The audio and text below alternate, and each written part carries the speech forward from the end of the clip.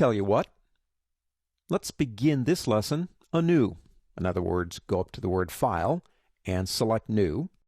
I'm on Web, my favorite one, 960 by 560. Just pick a place that fits your window. Click OK. I want to look at two more tools that can help you make more complex shapes out of simple shapes. And they are the scissors and the knife tool. Now they are located over here underneath the eraser tool. There they are. So let's go ahead and just tear those off. Might as well. Stick them out of the way over here somewhere. Come over and pick up your ellipse tool and draw an ellipse something, I don't know, say like that. I'm going to pick up my regular selection tool, hold down my Alt key, that's the Option key on a Mac, Alt in Windows, and that makes a copy because I want two of them. There you go. Now, go ahead and select both, just kind of run across them like that. And let's give them a color so we can see them a little bit better. Yellow works fine. Now, scissors, knife. Let's start with the knife. Understand that when you use these tools, the item that you're applying them to must be selected. Now, let's say we already have it, and we go, well, okay, it won't work because it's not selected. So you have to come up here, select this tool, come back down here, select it, and come back up here. No, just hold down the Control key. That's the Command key on a Mac, Control in Windows, and click, because that temporarily gives you that tool, and then let go, and you got the knife tool. Now, this one's kind of fun. Come over here outside it somewhere, and click, and begin dragging. Now, when you hit the egg, that's what I'm calling it, kind of do that. Just kind of go back and forth, back and forth, back and forth like that, and see what happened. Now, if we pick up our direct selection tool, and we come over and we click, we have cracked open the Easter egg. So the purpose of the knife tool is to create a closed shape based on the movement of the mouse as we're cutting. Now, what's the scissors? Well, besides the fact that my mother always said don't run with scissors, it does something a little bit differently. Pick it up. Now, we have to have the item selected, so I'm going to hold that Control or Command key and click to select it. Let go. I've got it. This tool only cuts paths, and it makes an open shape when it's done. So I have to be on the path to use it. If I come over here and try to click, it will tell me, nope, you got to be on a path. So I'm going to come over here, get on the path. Doesn't have to be on an anchor point. Just somewhere on the path, go ahead and click. And then maybe come down here, do the same thing. Okay, I'll pick up my direct selection tool and come up here and pull it apart. Two open shapes. The straight line, of course, is the open part, and that's where the fill is because it goes from here to here. Now, we know how to close this. We did this in the previous lesson. If we click on this one here and shift-click on this one down here, and then go up to the word Object and go down to Path Join, we could put these together.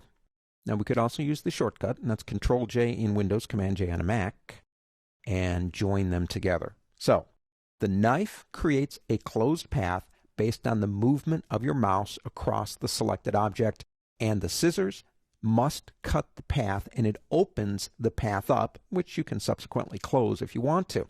We're not done. Press Control-A, and that's Control-A in Windows, Command-A on a Mac, and get rid of everything. Let's have some fun. Pick up your ellipse tool. Now come down here and click this little button down here. Now that defaults your fill to white and your stroke to black. Come over here and draw me an ellipse, something like that. Doesn't have to be perfect, just something like that. Come over and pick up your scissors. It's already selected. I want you to cut at the anchors here and over here. Pick up your direct selection tool. You should be able to then select this part and delete it. And that's what I want. Now we have one more anchor point right up here. There it is. I want to get rid of that one. So go over to your pen tool, and you have an item called Delete or Add. Delete anchor point. Select it. We're going to come over here, find that point, and click on it. It should do something like that. Don't click with it unless you're over an anchor point, or you'll get that warning. Let's go ahead and go back to the direct selection tool. Pick up this direction point right here. Now, if you don't see it, click right here and pull it straight up. There we go. Now, again, it's kind of subjective. I'm going to go up about that much. I'm holding the Shift key to make sure I go straight up and something like that. Come to this one. Again, if you don't see it, click there and do a 180 with it. pull it around this way, hold the Shift key, and then pull it down some. Something, well, actually about like that, okay?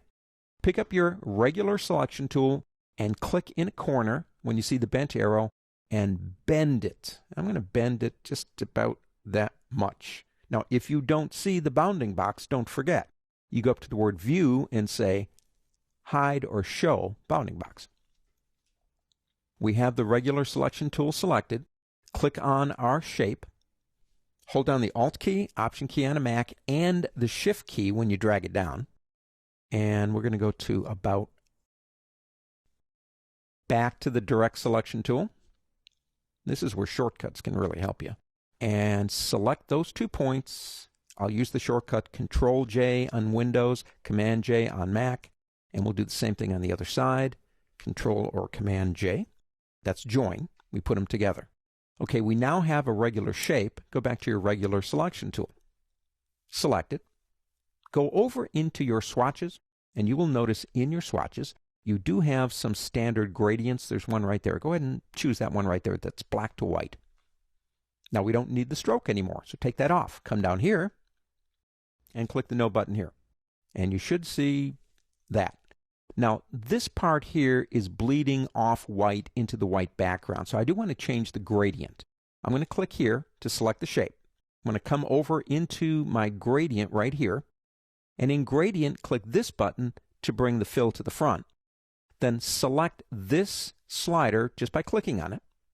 Go into your swatches, this one right here. Hold the Alt key, Option key on a Mac, and basically it does that, so we can see it now. So we've got this shape that we started with an ellipse and cut, bent, did a couple of things, put a gradient on it.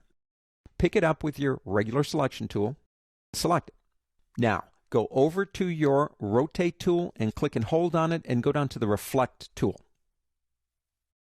Click right in the middle, as close as you can get. If it isn't, that's okay, but it'll save a step if you can get it right on the middle. Hold down the Alt key and click.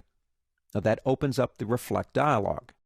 What we're looking for is actually that. See how it reverses it? So we want a vertical and we want a copy. Click Copy.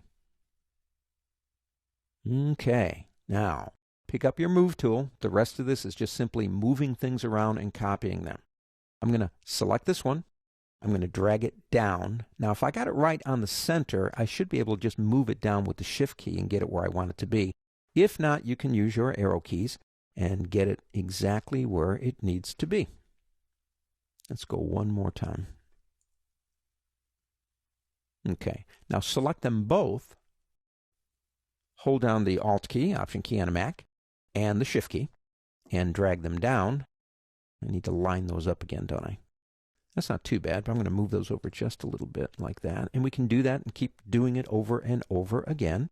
And every time you do, you just create another set. And what we wind up with is a ribbon that's kind of like unraveling. But we started with an ellipse.